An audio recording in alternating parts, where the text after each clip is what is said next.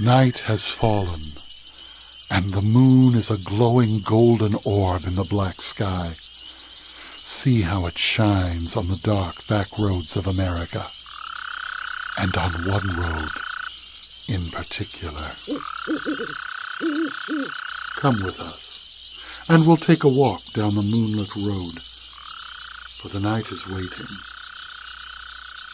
and the moon is full.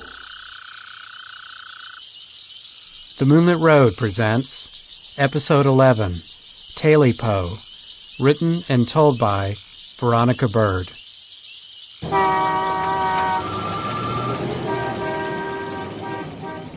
The trials and tribulations of living in today's modern society can tend to wear on your nerves. One can grow very weary of dealing with paying bills, taxes, insurance, morning and evening traffic, and the pollution, not to mention anything about keeping food in the refrigerator. Oftentimes, the whole thing can make you want to holler, throw up both your hands. And that's exactly what old Bill Smith did. He gave up the luxuries, and if you ask me, some of the necessities of modern life. He loaded up just the barest of essentials and his 3 hunting dogs into his truck, and he moved way up into the North Georgia mountains. Smitty, that's what all of us folks in town called him, figured it wouldn't be that much of an adjustment. After all, he did love hunting, fishing, and the great outdoors. And he did have the companionship of his 3 best friends, his hunting dogs, Iknow, Youknow, and Comptiko Callico. What more could a man ask for? Now, Smitty built himself a nice little cabin way back in the woods. It wasn't very big, but it was just enough for him. The cabin only had 2 rooms. One he used for a bedroom, and the other for every other room, living room, dining room, den, and even kitchen. He had built himself a nice big fireplace where he could cook his food and warm his body on chilly nights. Smitty had planted himself a nice little vegetable garden on the side of the house, and he would hunt and fish for most of his food. But at least once a month, he would drive the 25 miles down the mountain to the little store to buy those things that he couldn't provide for himself. During the warm months, Smitty had no problem catching as much small game as he needed, but the colder months proved to be a little more difficult to keep his stomach full. Well, it was on one of those cold, wintry nights that Smitty went to his storage shed to see what he could find for dinner. All he found was a small piece of fatback meat and a handful of rice. There was too much snow on the ground to travel the 25 miles to the store, so he had to make do with what he had. He ate the fatback and a little bit of rice, but he gave most of the rice in the water where he had boiled the meat to his dogs. After all, they had to eat too. Iknow, Youknow, Comptiko Callico, come on, doggies, and get some of this here dinner. And those dogs came running in as fast as they could, and they lapped up all of that rice mixture. Smitty was still a little bit hungry, but there wasn't much he could do about that. So despite the protest of his grumbling stomach, Smitty stoked the fire in the fireplace to keep the cabin warm, and he went to bed. The sound of the wind blowing around and in some places through the tiny cabin had almost lulled Smitty to sleep when he heard something. He opened his eyes and saw a shadow on the wall. He eased out of bed and tiptoed into the other room. There he saw the oddest creature he had ever seen.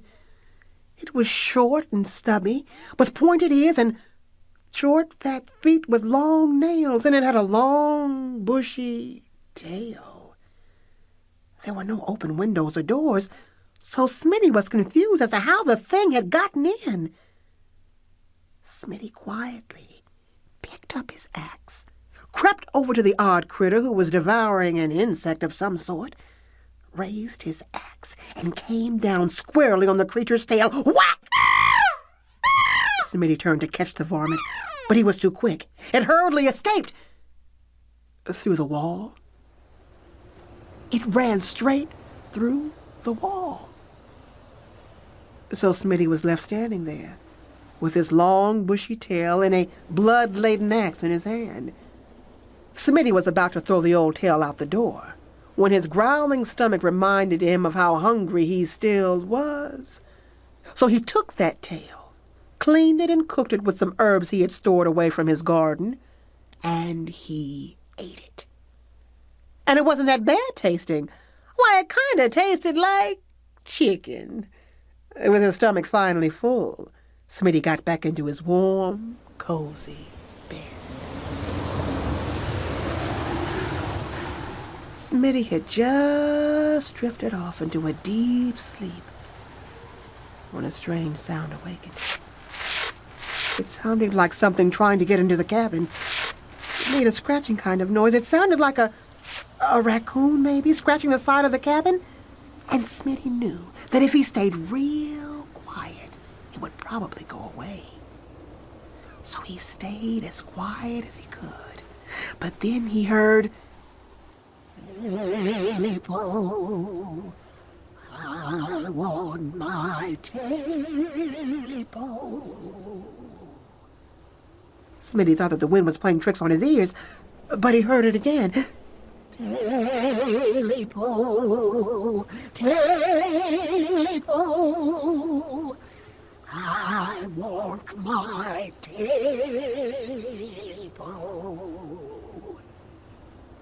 Smitty jumped out of bed, flung open the door, and called his dogs. "Iknow, Youknow, Comptiko Callico, come on over here and see what's making that noise." The dogs came running, barking and sniffing around, but they couldn't find anything at all. So Smitty put the dogs back outside and went back to bed. Sleep had just eased into Smitty's body when he heard it again. This time, the scratching sounded like it was at the window. Whatever this was really wanted to get in. It sounded like a bear. But the scratching seemed to be on two walls at one time. Hey! Who's that at my door? Get on away from here!" Then he heard it again. Only this time it was a little bit louder. "Tailipo, Tailipo, I want my Tailipo. Tailipo, I'm coming to get my Tailipo."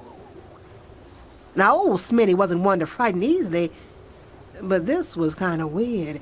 He was getting a little shaky, so he eased to the window and he called, "Iknow, Youknow, Comptiko Callico, come on over here and protect your old master. See what's scratching at my door." The three dogs bounded up the porch, and they sniffed around and barked and sniffed, but they couldn't find anything at all. Smitty decided to stay up for the rest of the night to protect himself, his dogs, and his little cabin. So he pulled a chair next to the fireplace, grabbed a blanket from his bed, and settled in for the rest of the wind-chilled wintry night. Sleep soon overtook his body, and it was almost dawn when Smitty woke with a start. The sound of scratching seemed to reverberate from every area of the cabin. Smitty searched frantically for his axe, his rifle, or something to defend himself with, but he was so frightened he couldn't find anything. The scratching grew louder and louder and louder, and then the voice. "Tailipo, where's my Tailipo? Give me back my Tailipo." Smitty yelled, "Leave me alone! I ain't got your Tailipo." Then he called, "Iknow, Youknow, Comptiko Callico, come on in here and protect your old master." This time, the dogs didn't come. So he called again, "Iknow, Youknow, Comptiko Callico, don't you hear me calling you? Come here, doggies." He waited, but still not one dog. Smitty had never been so scared in all his life. He ran to his bed and jumped in. The scratching and the voice grew louder and louder and louder, and Smitty yelled louder, "I ain't got no Tailipo! Why don't you leave me alone and go on about your business? I ain't never hurt nobody or nothing. Just leave me alone!" The scratching seemed to be inside the house now, The voice was so loud it was deafening. Talipo!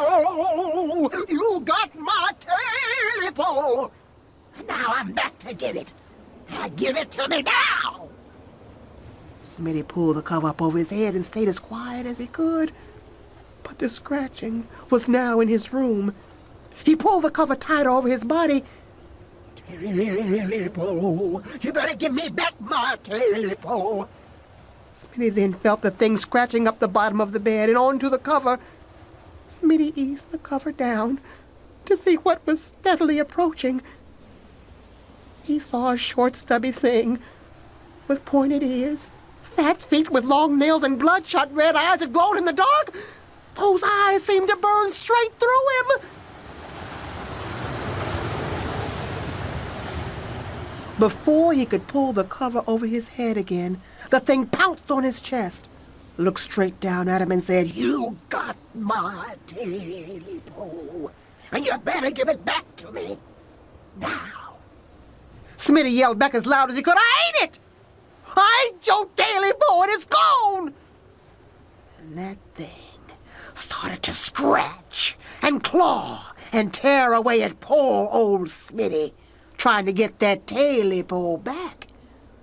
And Smitty tried to fight back as hard as he could, but there was no use. That thing had scratched him to pieces.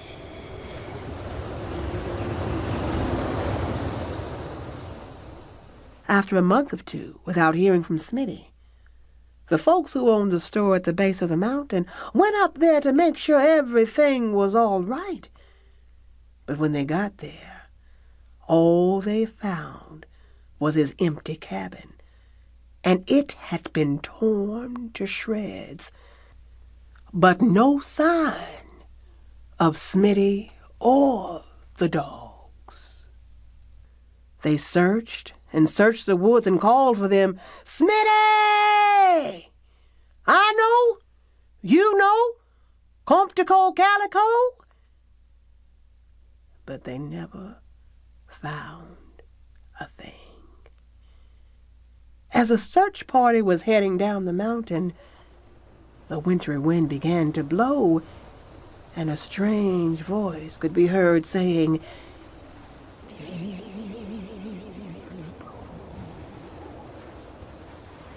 Now I've got my Talipo.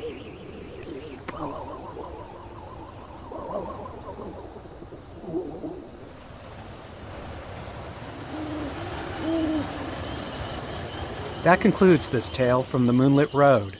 Be sure to visit our website at themoonlitroad.com to find out more about our stories and let us know how we're doing.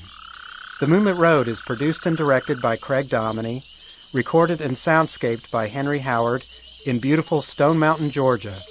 Thanks for listening, and we'll see you next time.